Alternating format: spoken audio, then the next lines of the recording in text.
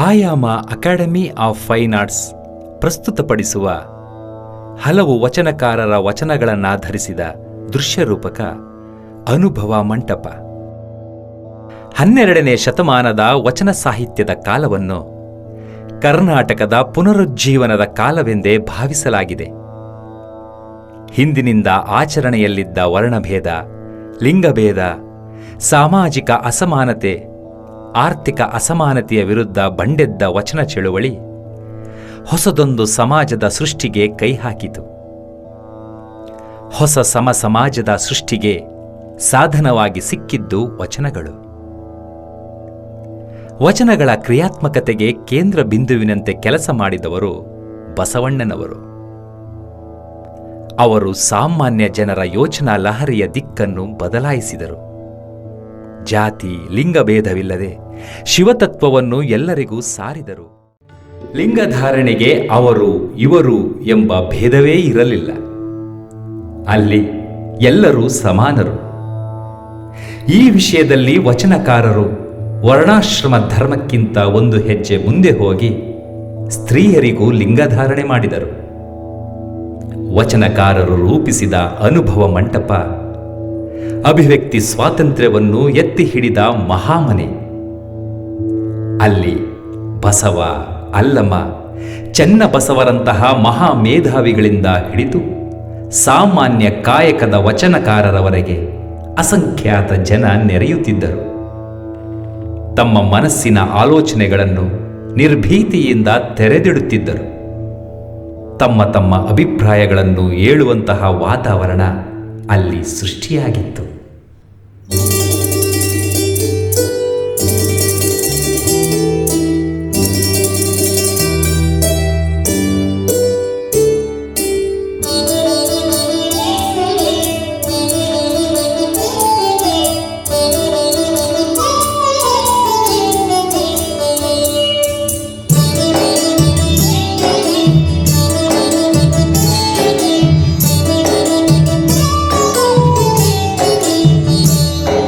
ಜ್ಞಾನದ ಬಲದಿಂದ ಅಜ್ಞಾನದ ಕೇಳು ನೋಡಯ್ಯ, ಜ್ಯೋತಿಯ ಬಲದಿಂದ ತಮಂಥದ ಕೇಳು ನೋಡಯ್ಯ, ಸತ್ಯದ ಬಲದಿಂದ ಅಸತ್ಯದ ಕೇಳು ನೋಡಯ್ಯ.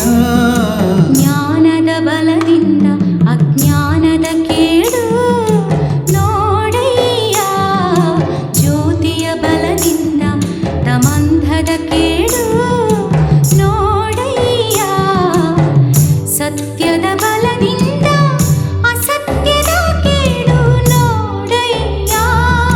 ಜ್ಞಾನದ ಬಲದಿಂದ ಅಜ್ಞಾನದ ಕೇಳು ನೋಡಯ್ಯ, ಜ್ಯೋತಿಯ ಬಲದಿಂದ ತಮಂಥದ ಕೇಳು ನೋಡಯ್ಯ.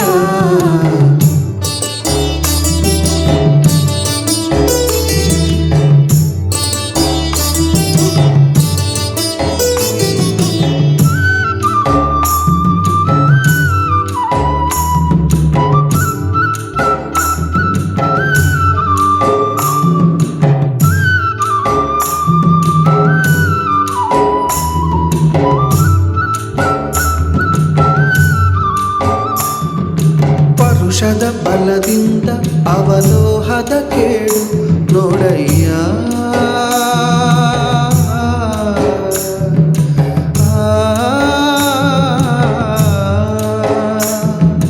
ಪರುಷದ ಬಲದಿಂದ ಅವಲೋಹದ ಕೇಳು ನೋಡಯ್ಯ, ಕೂಡಲ ಸಂಗನ ಶರಣರ ಅನುಭಾವದಿಂದ ಕೂಡಲ ಸಂಗನ ಶರಣರ ಅನುಭಾವದಿಂದ ಎನ್ನ ಭವದ ಕೇಳು ನೋಡಯ್ಯ, ಜ್ಞಾನದ ಬಲದಿಂದ ಅಜ್ಞಾನದ ಕೇಳು ನೋಡಯ್ಯ, ಜ್ಯೋತಿಯ ಬಲದಿಂದ ತಮಂಧದ ಕೇಳು ನೋಡಯ್ಯ, ಸತ್ಯದ ಬಲದಿಂದ ಅಸತ್ಯದ ಕೇಡು ನೋಡಯ್ಯ ಜ್ಞಾನದ ಬಲದಿಂದ ಅಜ್ಞಾನದ ಕೇಡು ನೋಡಯ್ಯ ಜ್ಯೋತಿಯ ಬಲದಿಂದ ತಮಂಧದ ಕೇಡು ನೋಡಯ್ಯ.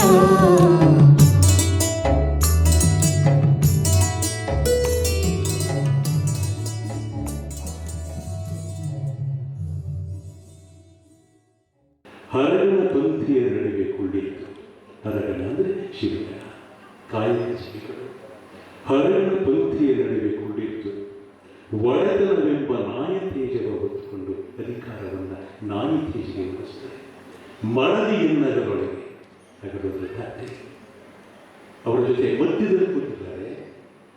ಮಡದಿಯನ್ನಗರೊಳಗೆ ಸಕಲ ದೇವಾಂಗವ ಒಡೆಯರಿಗಿಂತಲೂ ಮಿಗಿಲಾಗಿ ಇಕ್ಕಲು ದುಡಿಯುವ ವರ್ಗವನ್ನು ಕಾಯಕ ಜೀವಿಗಳನ್ನು ಒಡೆಯರು ಎಂದು ಕರೆದಂಥ ಜಗತ್ತಿನ ದೊಡ್ಡ ದಾರ್ಶನಿಕರು ಇದ್ದರೆ ಅಪ್ಪ ಬಸವಣ್ಣನವರು. ಇದನ್ನು ನಾವು ಒಡೆಯರಿಗಿಂತಲೂ ಮಿಗಿಲಾಗಿ ಇಕ್ಕಲು ನೀಲಂ ತಾಯಿ ಕೈಯು ಸ್ವಲ್ಪ ಜಾಸ್ತಿ ಆಯಿತು ಬಡಿಸುವಾಗ ತೆಗೆದಿರಿಸಿದರು.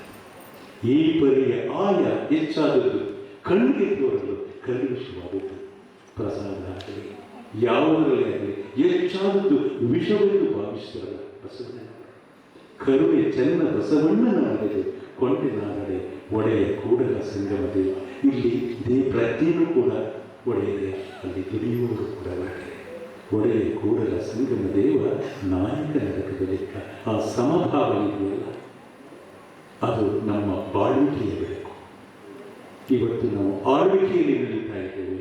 ಆಳ್ವಿಕೆಗಿಂತ ಬಾಳ್ವಿಕೆ ದೊಡ್ಡದು ಅಂತ ಕಲಿಸಿದ ಜಗತ್ತಿನ ದಾರ್ಶನಿಕರ ತತ್ವ ನಮ್ಮ ಮಕ್ಕಳ ಹೃದಯದಲ್ಲಿ ಬೆಳಗುವಂತೆ ಮಾಡಿದರೆ ಅದೇ ಸಾರ್ಥಕ. ನಮಸ್ಕಾರ.